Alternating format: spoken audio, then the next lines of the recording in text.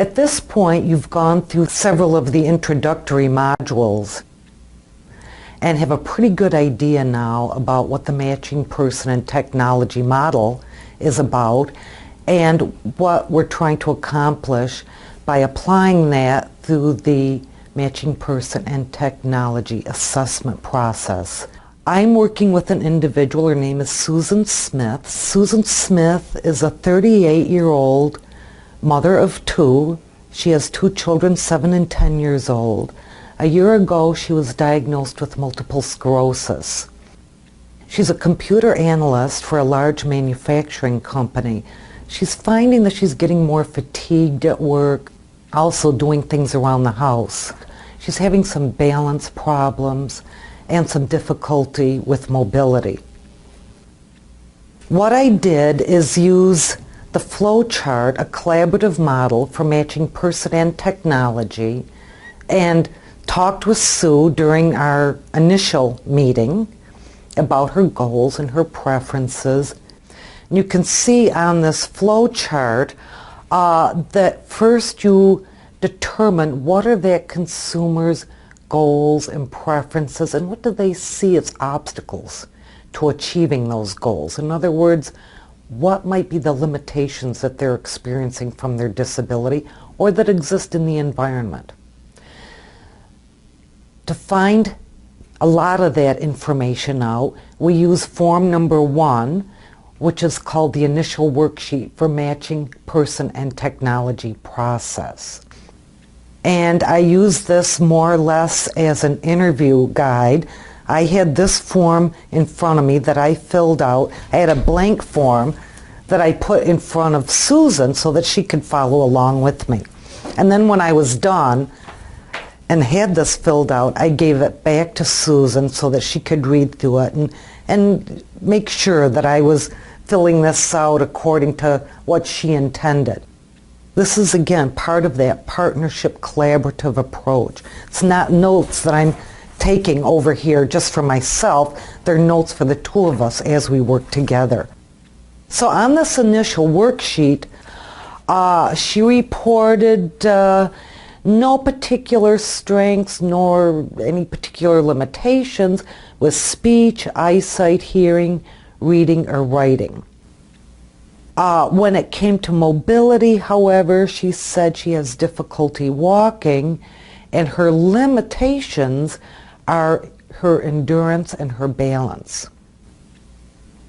She had talked so much in our informal kind of rapport building introductory minutes together about endurance and fatigue and mobility that when we got down to dexterity and hand control, I think she was kind of surprised herself when she realized that, yes, since the diagnosis of multiple sclerosis, she's discovering that her hands and her fingers do tire more easily. And this is very important to her because being a computer analyst, she uses a keyboard a lot. And that is exactly what she uses at this point, a keyboard. So at some point, I would like us to discuss alternative computer input, an alternative to the keyboard, in other words, and perhaps an alternative mouse. And we'll explore that and come up with the most relevant devices there for her to operate and navigate around her computer software. Household activities, she said it's difficult to move around the kitchen, especially multitasking kinds of things where you use some utensils and you've got things on the stove and you need to pull things out of the refrigerator, but you have to also clean some utensils. This is particularly fatiguing. She also has difficulty, she said, reaching things in the kitchen that are up on higher shelves in the cupboards. Health maintenance, she reports that she is on a medical regimen for her multiple sclerosis, but that a particular strength of hers is her follow-through with recommended interventions and medications and that kind of thing. Recreation, she enjoys a variety of recreational and community activities, but accessibility is a problem for her, again, because of mobility.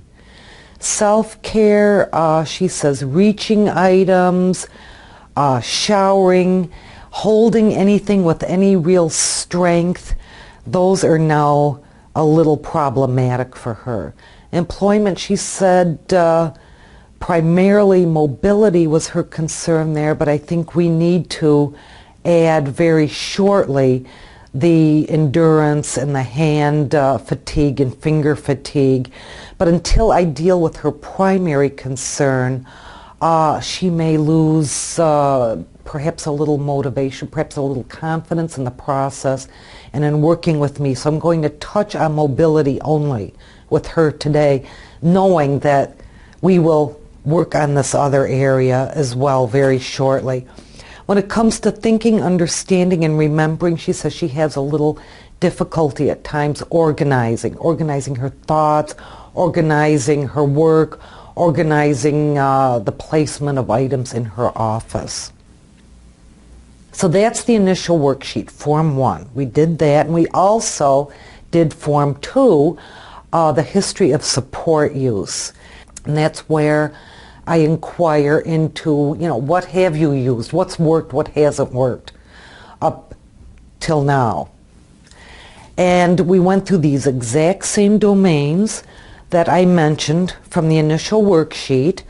For mobility, she says that she presently uses a cane. She's used it for about 6 months, about 50% of the day, and she is not very satisfied with it. On a scale of 1 to 5, 1 being very dissatisfied, she rated the cane a number 2. So clearly, this is not something that she holds in particularly high regard, this cane.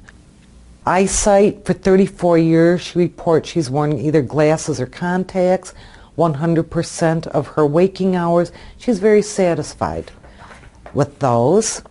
Household activities, she has difficulty reaching items in the kitchen, as I mentioned, her having reported on the initial worksheet. Right now she usually asks her husband and has to wait for him to come into the kitchen to get these items for her. Self-care, she uses a shower chair and rails that have been placed in the shower, in the toilet area. She's had these for about 6 months, uses them daily, and she's very satisfied with them. The third form is a survey of general predispositions to general everyday technology use. We will not be using that with Susan. She is a computer analyst. She's technologically very savvy, so I would not have any concerns with her having any kinds of qualms about using technology in general. Otherwise, I would use that survey of technology use form, and particularly I found it helpful with people who have not been exposed to a lot of technologies, who've expressed some reluctance to use them.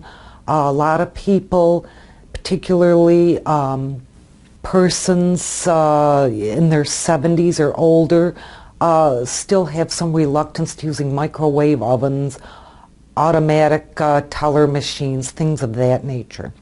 So now that gave me a very good idea of what Susan's needs are, a little bit about her lifestyle. We only had a limited amount of time, so we'll not be using the survey of technology use.